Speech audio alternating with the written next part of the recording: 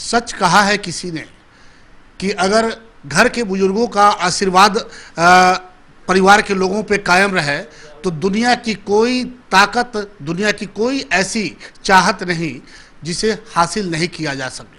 और आज कुछ यही मंजर दिखाई दे रहा है रघुनाथपुर की पूर्व विधायक स्वर्गीय लौह माता जगमातो देवी के परिवार में। जगमातो देवी ने रघुनाथपुर से अपने राजनीतिक करियर की शुरुआत की थी, लेकिन ये संजोग का है कि दूसरे बार जब वो विधायक बनी तो मात्र 1 साल के बाद उनका निधन हो गया 2011 में। और उसके बाद जो राजनीतिक वहाँ का राजनीतिक करवट लिया वहाँ पे, एक सबसे बड़ी बात कि उस समय एक नई बात देखने को मिली जब उनके पुत्र अजय सिंह ने पितरपक्ष के क्रम में कविता सिंह जी से शादी की और उसके बाद से कामयाबी का जो सिलसिला शुरू हुआ वो आज तक जारी है। हम इन्हीं सब मुद्दों को लेकर के आज पहुंचे हुए हैं पटना में कविता सिंह जी के आवास पे।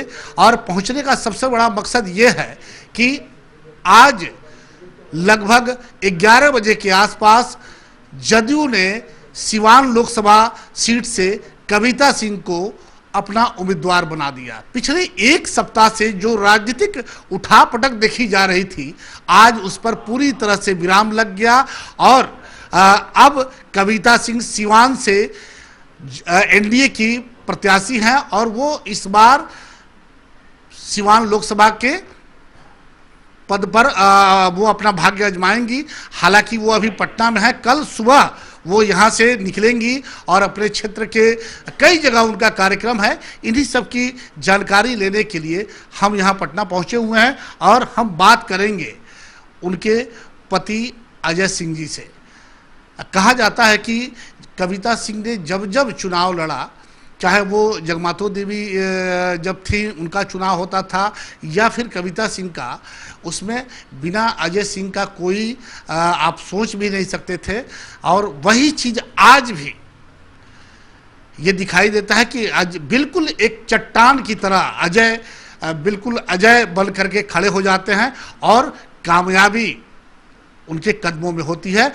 एक बार फिर आज पूरे कई प्रत्याशी थे लेकिन सबको मात देकर कविता सिंह ने अपनी कामयाबी हासिल की और उसमें सबसे बड़ा श्रेय है तो वो है उनके पति अजय सिंह का। हम बात करेंगे उनसे कि वो क्या सोचते हैं। हमारे साथ मौजूद हैं अजय सिंह जी। अजय सिंह जी, आज 11 बजे के आसपास 1 सप्ताह से जो गतिरोध चल रहा था प्रत्याशी को लेकर के उस पर विराम लगा और एक बार पुनः कामयाबी ने आपका कदम चूमा और कविता सिंह को जदयू का प्रत्याशी, एनडीए का प्रत्याशी घोषित किया गया। कितनी मुश्किलें सामने आई थी ये यहाँ तक पहुँचने में? मुश्किलें कोई नहीं थी। किसी ने कहा है कि कर्तव्य जो ठीक ढंग से अपने कर्तव्य का निर्वहन करता है वो स्वयं अधिकारी हो जाता है। इसलिए मैं सबको कहता हूँ कि अपने कर्तव्य का निर्वहन ठीक ढंग से करें, अधिकार मांगना नहीं पड़ेगा, अधिकार स्वयं मिल जाएगा। जितनी आसानी से हम लोगों को टिकट मिली है, हमें कहीं नहीं जाना पड़ा है, हमें किसी के यहाँ नहीं जाना पड़ा है। और नेता पर, अपने नेता आदरणीय नीतीश कुमार जी पर, आदरणीय आरसीपी सिंह जी पर, आदरणीय प्रदेश अध्यक्ष वशिष्ठ नारायण सिंह जी पर, इन नेताओं पर हमें पूरी भरोसा थी कि हम लोग जो काम किए हैं, पार्टी के लिए जो काम किए हैं, उस काम का फल हमें प्राप्त होगा। और जब सिवान जनता दल के खाते में जाएगा तो हम लोगों को पूर्ण भरोसा था कि हम ही लोग को टिकट मिलेगा, दूसरे किसी को नहीं टिकट मिलेगा। और वो आज हमारे आदरणीय नेता, आदरणीय मुख्यमंत्री नीतीश कुमार जी ने ये करके दिखाया कि सभी लोग टिकट के लिए चक्कर काटते रहते हैं। हम लोगों को आदरणीय मुख्यमंत्री जी ने बुला करके और कहा कि आप लोग को लड़ना है। इतनी आसानी से टिकट हमें नहीं पता जो किसी को मिलता है। हम लोग को लगता है कि अपने कामों को हम लोग अपने कर्तव्यों को ठीक ढंग से निर्वहन किए हैं, इसी का प्रतिफल है कि हमें अधिकार मांगना नहीं पड़ा, अधिकार स्वयं प्राप्त हो गया। हम लोगों ने देखा है कि पिछले कई सालों से जब आपकी माताजी विधायक हुआ करती थी और उनके बाद से आपने एक नया कारनामा किया कि पितरपक्ष में शादी किया, जिसमें कोई शुभ काम होता ही नहीं था, एक बड़ा चर्चा का विषय था उस समय, और आपने वो भी करके दिखाया। और उसके बाद से तुरंत जब चुनाव हुआ तो आपकी पत्नी जो थी कविता जी, वो विधायक बन गई, लगातार 2 बार विधायक बनी, और आज वो सांसद के रूप में सिवान के सामने, सिवान की जनता के सामने आई हैं। कहीं ना कहीं हर जगह उस समय आपके माताजी से लेकर के और आज तक बिल्कुल अजय सिंह हैं, बिल्कुल अजय की तरह, अजय पहाड़ की तरह सामने खड़े हो जाते हैं और कामयाबी उनको मिलती है। इसमें आप क्या मानते हैं कि जितना श्रेय आपका होता है, आप मानते हैं कि वो आपकी वजह से है?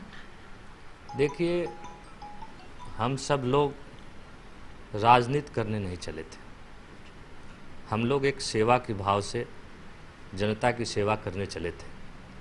जब हमारी माताजी चुनाव लड़ी, वो टोटली जनता की चाह थी और जनता की मांग थी, जिसको हम लोगों ने माताजी को तैयार करके कहा कि आप चुनाव लड़िए।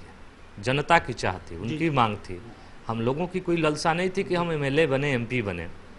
जनता चाहती थी और जनता के चाह के अनुसार सब लोग ने राय करके और माताजी को चुनाव लड़ाया और जिताया भी। आपको पता होगा कि शायद हम लोग पहला विधायक हैं, माताजी हमारी पहली विधायक हैं जो नॉमिनेशन करने गई, उसके बाद न वो वोट के दिन निकली, न काउंटिंग में गई, उनका सर्टिफिकेट घर पे पहुंचा दिया गया। हमारे कार्यकर्ता चुनाव लड़े और कार्यकर्ता काउंटिंग कराए, कार्यकर्ता सर्टिफिकेट लेकर के उनके पास पहुंचा दिए। और मेरे परिवार में यही होते आया है, जब जब हम लोग चुनाव लड़ते हैं, पूरी हमारे कार्यकर्ता चुनाव लड़ते हैं और हमारी जनता चुनाव लड़ती है। और लेकिन अजय जी, हम रोकना चाहेंगे कि उस समय जब माताजी चुनाव लड़ रही थी, उस समय एक हम लोगों ने भी देखा था कि जब शहर में आपका वो जुलूस जाता था, नॉमिनेशन के लिए गया हुआ था, और उस समय एक अजीब बात देखने को मिली कि जितने आपके कार्यकर्ता थे, सबके सर पे एक पट्टी बंधा हुआ था, मैं हूं अजय, मैं हूं अजय। एक अजय की नहीं, हमको लग रहा है कि हजारों अजय उस दिन दिखाई दिए थे। क्या ये भी एक कारण हो सकता है? देखिए, अजय, सभी लोग अजय बन गया, सारे नौजवान अजय बन गए। कहीं न कहीं उन नौजवानों के दिल में ये बात होगी कि एक अजय की आवाज़ दबाई जाती है तो हम सभी नौजवान अजय बन जाएं। तो कितने लोगों को कोई दबाएगा? जैसे उस जंगल राज में हम लोग लड़ रहे थे तो तरह तरह के हथकंडा अपना करके हम लोग को दबाया जाता था, पुलिस से दबाया जाता था, सरकार के डंडा से हम लोग को दबाया जाता था, अपराधियों से हम लोगों को मरवाया जाता था, दबाया जाता था। तो उस समय ऐसा न रे चला कि वहाँ के सारे नौजवान समझ गए कि हम अजय हैं। एक अजय को दबाइएगा तो क्या कीजिएगा, हम लोग सभी अजय हो गए, अब दबाइए जिसको दबाना है। और ये नौजवानों ने यह परिचय दिया कि हम सब अजय हैं, एक अजय को दबा करके आप कुछ नहीं बिगाड़ सकते। और उसी का प्रतिफल हुआ कि माताजी के चुनाव में, निर्दलीय चुनाव माताजी हमारी जीती थी। जिस समय आपको पता होगा कि बिहार में लालू जी की सरकार चल रही थी, उसके समानांतर सरकार सिवान में शहाबुद्दीन की चलती थी, और हम सब पार्टियों के खिलाफ करके चुनाव लड़े। उसमें कोई आगे पीछे नहीं था, जनता के सिवा कोई नहीं था मेरा। उस समय जनता बढ़ चढ़ करके भाग ली और हम लोगों को वोट की, और माताजी हमारी एमएलए बनी, निर्दलीय एमएलए बनी। और निर्दलीय एमएलए बन करके बिना लोभ लालच के हम लोगों ने आदरणीय मुख्यमंत्री नीतीश कुमार के साथ कदम से कदम मिला करके चलने का काम किया और भरोसा दिलवाया कि हम लोग आपके साथ हैं और आप ही नया बिहार बना सकते हैं, आप ही शांति, अमन, चैन का बिहार बना सकते हैं। इसलिए हम लोग माननीय मुख्यमंत्री नीतीश कुमार जी के साथ गए। अजय जी, ये संयोग कहिए या कुछ और, एक बार फिर पूर्व सांसद शहाबुद्दीन आपके सामने हैं, मतलब कि वो तो नहीं है लेकिन उनकी पत्नी आपकी पत्नी के सामने है। इसको कैसे लेते हैं, किस तरह से, चूंकि दोनों आमने सामने की टक्कर हो रही है, उधर से राजद की प्रत्याशी हिना साहब हैं, इधर से आपकी पत्नी कविता जी हैं। एक बार पुनः, चूंकि सिवान को हमेशा सिवान और शहाबुद्दीन दोनों एक दूसरे के परिचय रहे हैं। पिछले कई चुनावों में यही हुआ है, बिना शहाबुद्दीन का सिवान नहीं और बिना सिवान का शहाबुद्दीन नहीं। तो ये कैसे आप रणनीति क्या रखा है, कैसे इसको निपटिएगा? क्या अब भी सिवान का माहौल वही है या बहुत कुछ बदला हुआ है? सिवान का माहौल तो जनता सिवान की शांत कर दी है। जो लोग लड़ने जा रहे हैं हम लोगों के विपक्ष में, उनकी तो 10 साल पहले दुकान बंद कर दी जनता यहाँ की। अब उनकी बात क्या करनी है? उन लोगों का बात करना मतलब मरे हुए लोगों का बात करना है। आज क्या है शहाबुद्दीन का सिवान में? उनकी पत्नी 10 साल से हार रही है, 2 टर्म से चुनाव हार रही हैं। कहाँ सिवान की जनता उनको कई स्थान दे रही है? इसलिए अब उस आदमी से तो कोई लड़ाई नहीं। जो बार बार हारता है उससे क्या लड़ना है? कोई लड़ाई नहीं है। अब तो यहाँ है कि शांति अमन चैन कैसे बरकरार रहेगा और सिवान में विकास कैसे होगा। इसके लिए इस बार जनता वोट करेगी कि शांति अमन चैन को बरकरार रखते हुए और विकास की गाड़ी को रफ्तार दे, वैसे कैंडिडेट को सिवान की जनता इस बार चाह रही है। और जिसका नतीजा है कि अब हमारे माननीय मुख्यमंत्री नीतीश कुमार जी ने वैसे ही कैंडिडेट को भेजा है, जांचा हुआ परखा हुआ कैंडिडेट को भेजा है कि जो दरौदा की विकास कविता सिंह ने की है, सारे विकास दरौदा में हुआ है, उसी तरह उन्होंने देखा कि जब दरौदा की विकास ये ऐसे की हैं तो सिवान का भी विकास ये लोग ऐसे करेंगे। इसलिए हम लोगों को कैंडिडेट बनाया गया है। और 2 चीज़, लॉ एंड ऑर्डर को संभालते हुए, शांति व्यवस्था को बरकरार रखते हुए और सिवान के विकास को एक और नया रफ्तार देंगे हम लोग। इसी के लिए हम लोग चुनाव लड़ रहे हैं। तो इस बार का मुद्दा क्या होगा? चूंकि विकास होगा या फिर सिवान में वही जो चलता था कि यहाँ लॉ एंड ऑर्डर की हालत ठीक नहीं है, हत्याएं हो रही हैं, मुद्दा क्या होगा? आप किस मुद्दे पे, विकास के मुद्दे पे जाइएगा या सिवान के जो हालात है उसको ठीक करने के मुद्दे पे? देखिए, सिवान की हालात जो है, बिहार सरकार सिवान के हालात को एकदम कंट्रोल रखा है, ठीक रखा है। जब तक आदरणीय मुख्यमंत्री नीतीश कुमार जी रहेंगे कभी सिवान का हालात बिगड़ेगा नहीं, हम लोगों को भरोसा है। बाकी जो देश में विकास चल रहा है, बिहार में विकास की गाड़ी चल रही है, वो सिवान तक पहुँचे, इसका प्रयास हम लोग करेंगे कि शांति अमन चैन कायम रहे और विकास की गाड़ी भी सिवान होकर के जाए, सिवान में भी विकास की धारा गंगा बहे। चुनाव कौन लड़ेगा, कविता सिंह या एक बार फिर अजय सिंह? चुनाव एनडीए लड़ेगा और यूपीए लड़ेगा। एक तरफ यूपीए की एक लेडी लड़ेगी और एक तरफ एनडीए की एक लेडी लड़ेगी। आप सबको अगर जनता से राय लेनी हो, दोनों लेडी को बुला करके डिबेट करा लीजिएगा। सिवान के उपयुक्त विकास करने वाली और सिवान के लॉ एंड ऑर्डर को संभालने वाली और सिवान को शांति अमन चैन कायम करने वाली, किसके पास कितना दिमाग है, कितना विजन है, और जनता को आप लोग बता दीजिएगा। क्योंकि आप तो चौथे स्तंभ हैं लोकतंत्र के, आप ही लोग जनता के आँख को खोलते हैं।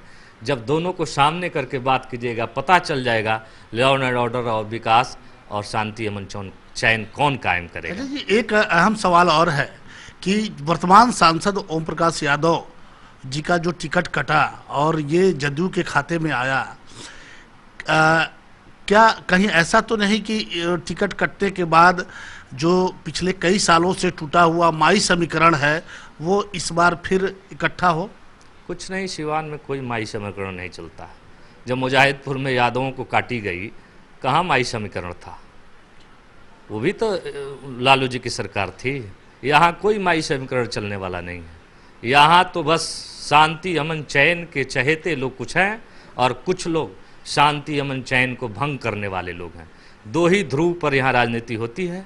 जिनको शांति अमन चैन पसंद है वो एनडीए के साथ रहते हैं और जिसको गुंडागर्दी पसंद है, गर्दिश पसंद है, वो यूपीए के साथ रहते हैं। यहाँ कोई माई समीकरण नहीं चलता है। आज के चुनाव में, आज का जो चुनाव का परिवेश है, आपको नहीं लगता कि आज भी हम जातीय व्यवस्था से बाहर नहीं निकल पाए हैं? बिहार और देश जातीय व्यवस्था से आगे निकल चुका है। इसमें अब कहीं कोई जात पात की बात करके कोई राजनीति नहीं कर सकता।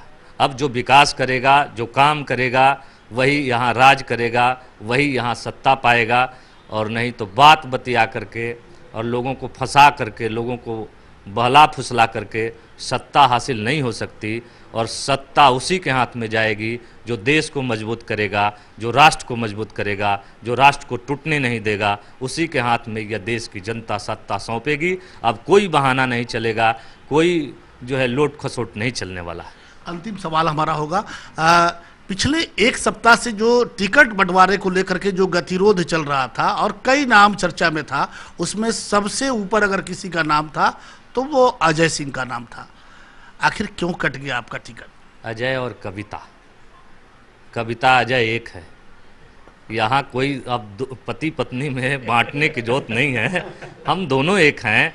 और जो हमारे पार्टी को सूट करता है वही हम लोग कैंडिडेट हो जाते हैं। और लड़ना तो हम सब एनडीए के कार्यकर्ताओं को है, और पार्टी अपने अनुसार, क्योंकि हमारी पार्टी महिलाओं को आगे लाई है, दलित और पिछड़ों को आगे लाई है।